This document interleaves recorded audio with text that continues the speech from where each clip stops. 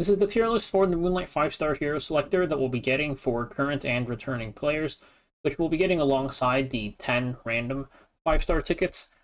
For new players, though, for your 10 tickets, you have the choice between one of 3 heroes. So this tier list is still going to be useful for you just because it'll give you a general sense of which hero to pick of the 3. And of course, if you want more detailed answers, you can ask in the official Discord or in the Discord in the description. So let's take a look at the tier list, which is over here. First things first, the ones not available, it's everybody after Selector Teo, and there's definitely like quite a few units that are very good here that are not included. For newer players, I'll probably post another video about this later, but if you really want to, you could potentially aim to reroll for an ML5 because Boss Runka at the scales would be available in the ticket in the perfume event, and then these 4 over here you could potentially hit off a Covenant banner, though that's probably like not happening. But these are all the units not available. One thing, because we have 10 tickets, 10 random tickets plus a selector, use up your 10 tickets before you choose your selector. You do not want to take a hero and instantly hit a dupe. That would be very sad. And also, Salome is coming out in 2 weeks. I think 3 weeks since I'm posting this. It's 2 weeks after Dodo's banner. The special mystic is only lasting for 2 weeks.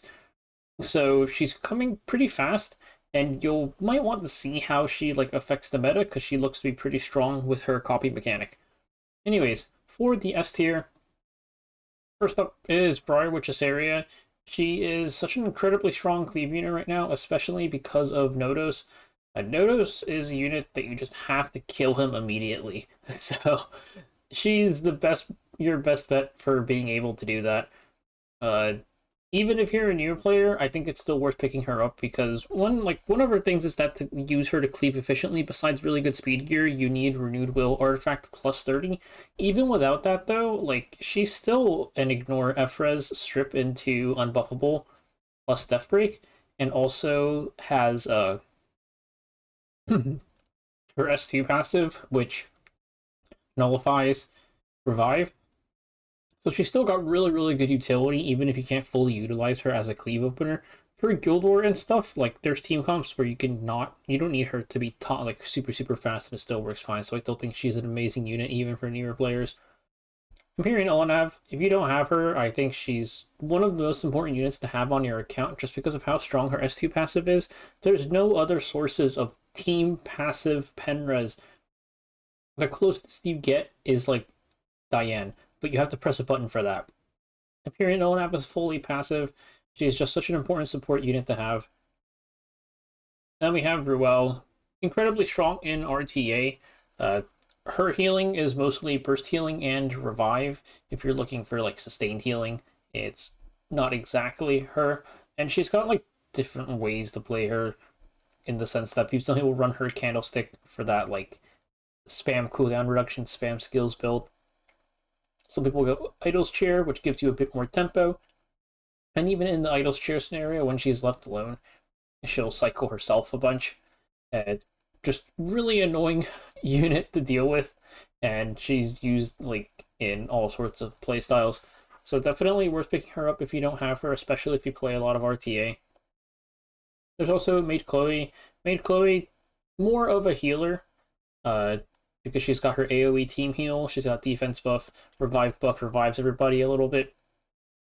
And she also has her S2 passive, which reduces fixed damage. Very useful given just like the sources of fixed damage that pop up here and there. I think she's another like support unit similar to Imperial Olanav that's just really important to have on your account just because of the passive production sources. And we have A tier. C5 Apollo is actually super strong. Like, she is not really worse than any of the heroes up here for RTA, but I think some of the problems with her is that she's kind of just like an RTA only unit. You're not really going to use her in Arena or Guild War. And also you need her to be super fast, which is a little bit rough. But besides that, she is definitely like an insanely strong opener for RTA. And then we have Farsetti, who Still, just like people pick fast, they forget to ban her. You can just slam her, and she'll be able to punish them. And same thing in like Guild War and Arena. There's a lot of team comps that are meant to go fast, and you can just flatten them with Harsetti. She works insanely well with Afternoon Soak Blonde, who new players are getting completely for free. So that's, I think, one thing to consider with her if she pops up on like your 1 of 3 choice, and it's not like one of the units all the way up here. She could definitely be really nice to pick up just because you have one of the units that works super well with her. You soul burn her S1 into Renock, flaunt dual attacks, and the Renock just explodes. Zio, he's still like really good. The buff that he got for his soul burn to ignore Ephra's is nice just for consistency. One of the things I think that is a bit annoying with him is that you need bridges for him to work. And a lot of his bridges are not necessarily the most accessible things. Like Successor Teo works insanely well with him in Arena, but that's like another MO5 you need to pick up. But the Soulburn at least gives him consistency now. He holds his own book, and he can deal decent damage himself as well. His S2 passive pretty much guarantees you turn 1, which is going to remain pretty valuable. New Moon Luna, even though she's not like the most insane opener anymore, I think is still really nice to have. Her slower, tankier build is still really good.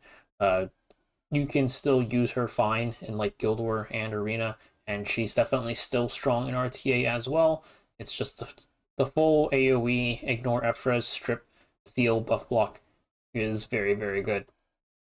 Then we have Bellion, who Bellion, she has her like soul removal thing from her passive. A couple of things with her. Nurse Yoha, who is not available, is one of the things that makes Bellion super strong, especially in RTA. And you really need either 3F or Glorious Throne to fully utilize Bellion.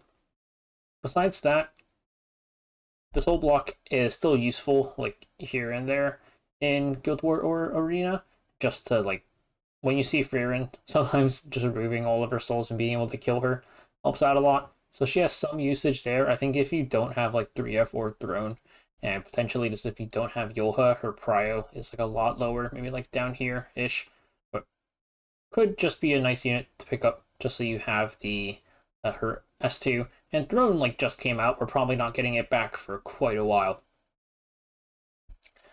Lone Crescent Bologna. So she is a pretty solid bruiser. Her evasion buffs actually work out pretty well just because we have like, well, we have a problem first off, which is Notice, and she's one of the few units that can fight him even if it's quite inconsistent. There's for Guild War and mostly Arena, honestly, but some here and there in Guild War, you can run her with other evasion boosters like Setsuka and Assassin Cartuja, who are both pretty accessible, and you can get her evasion up to 100%, and she becomes a lot more consistent in those scenarios. You do still have to watch out for things, like there are certain defenses where I just look at them in Arena, I like checking what the teams are, and all I see are people hinting into the defense with Bologna. So definitely don't overuse her or anything. And then in RTA, because, I mean, it's evasion. It's not going to be necessarily consistent, and you're not going to get the chance to draft that full evasion team of Bologna, Setsuka, Assassin Cartuja, because in an RTA setting, you can get run over by some other stuff. So it's a little bit coin flippy because it's just her, but something like Bologna plus Swift Flagbearer Sigret, who new players are not going to have, is pretty effective in fighting the menace that is Nodos. I think she's definitely worth the pickup.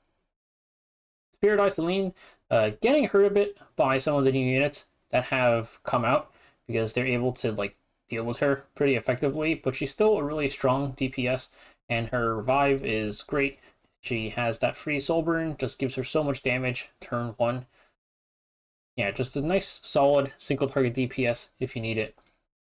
Successor Teo, insane arena unit. You need a unit that pushes back to proc him, so that's like Zio, Steve Paulus notably, but Zio with the soul burn ignoring Ephra's now consistently pushes back so you'll always proc 6 Teo.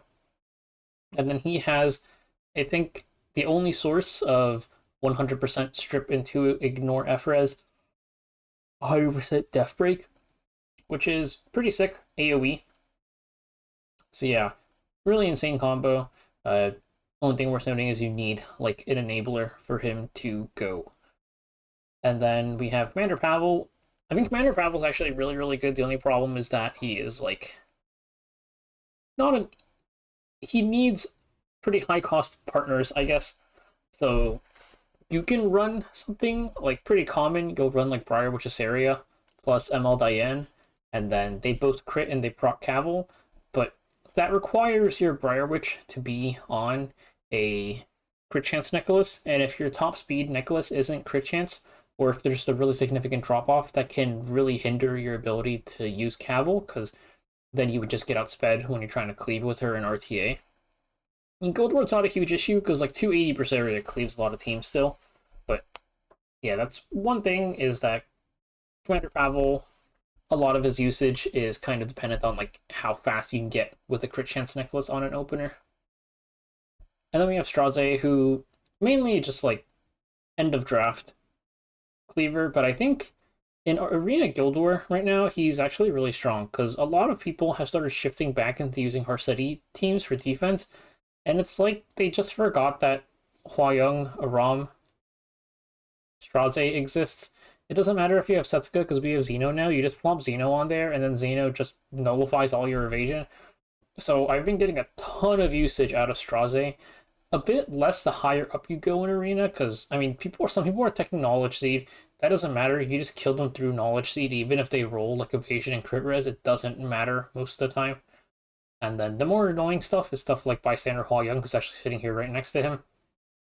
But he's still really, really good, and he still has his like PvE purposes, I guess, if you want to fast farm them over otherworldly hunts, or if you're just trying to fast farm episode or something. Bystander Hwa-Young, anti-debuff bruiser, pretty much, just because of her passive being here completely immune to everything. Her damage doesn't exactly let her reliably kill super tanky Light Knights, just because, well, they are insanely tanky at this point, but she's got pretty solid damage, and is nice to have around, I think. Lionheart Zermia, the the DPS version of the anti-counter / duel / extra attack unit, with Rowana being like the healer / support version.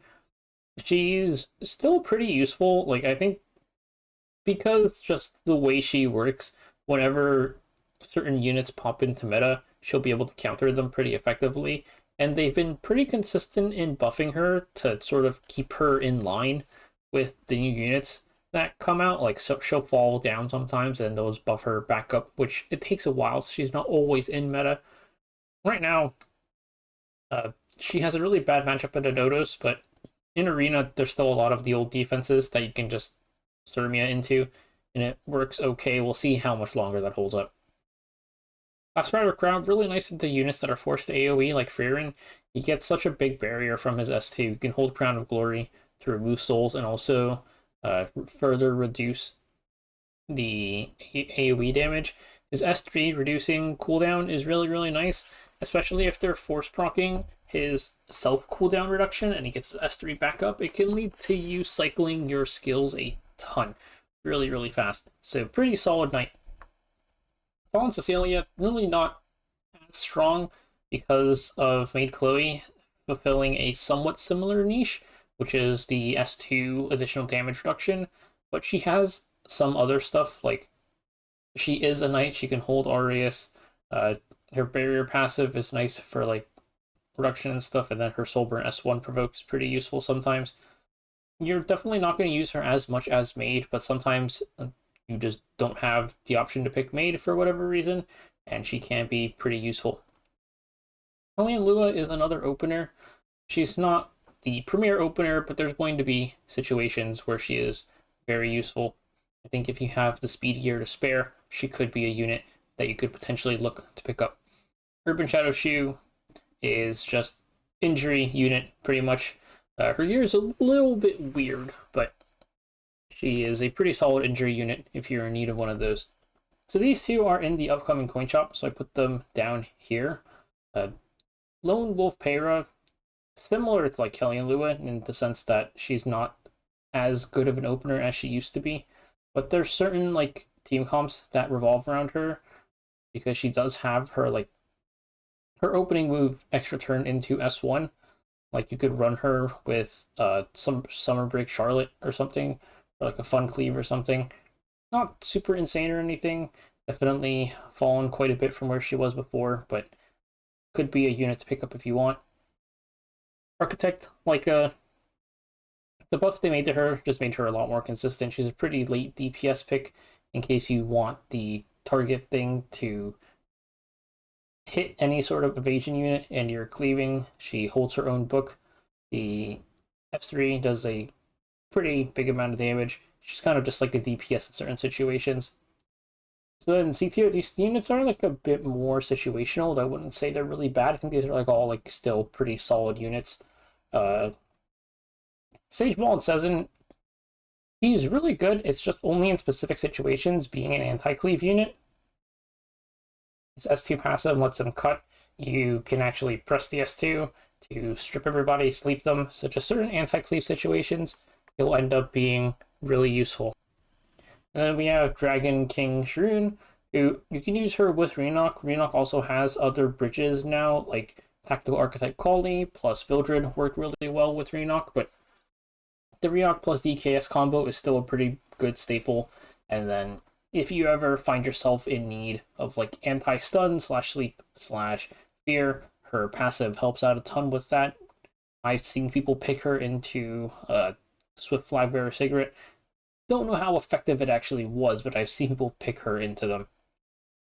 Abyssal Euphine, she does still have her S2 passive, the combat readiness reduction, so you can still, it's not like something that you'll be able to spam because for Prot Knights, you have just better ones these days. Like Imperial Elnav is going to be more useful just in general, and you have a bunch of other sources of like protection besides Abyssal Euphine, but for a more niche situation, you could run her like that, or you could run her on her Destro Bruiser build.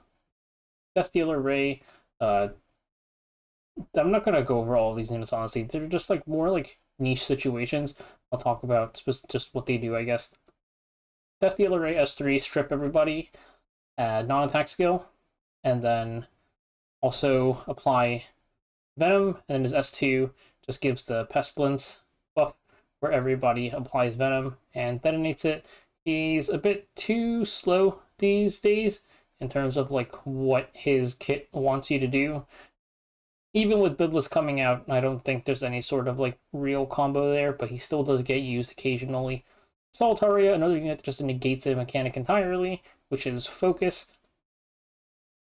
Even with her like negating Focus, it's not always like going to just completely win you the match, but she's very nice to have.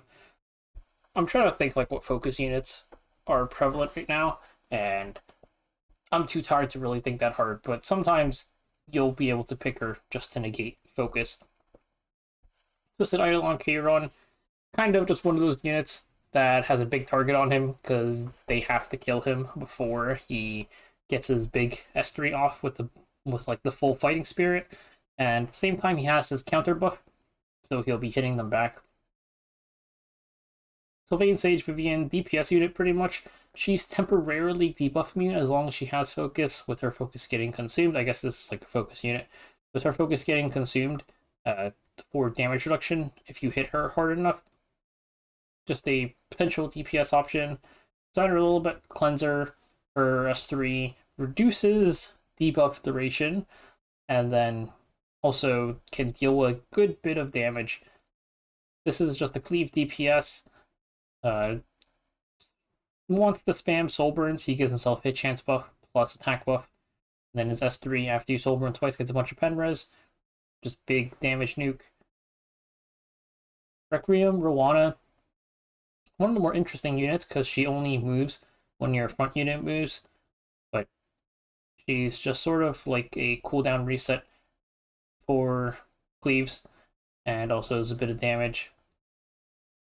Hand guy, Mediator Cowerick, is a cleanser. Cleanse everybody, attack buff immunity. Also kind of just like too slow these days, but sometimes you'll see him get used here and there. DJ Basar, cleanser, with also barrier inversion, just completely flips the barrier and turns it into damage. Yeah, he's not seen that often anymore, but he does full cleanse on his S3 with the barrier version, could be useful in certain spots.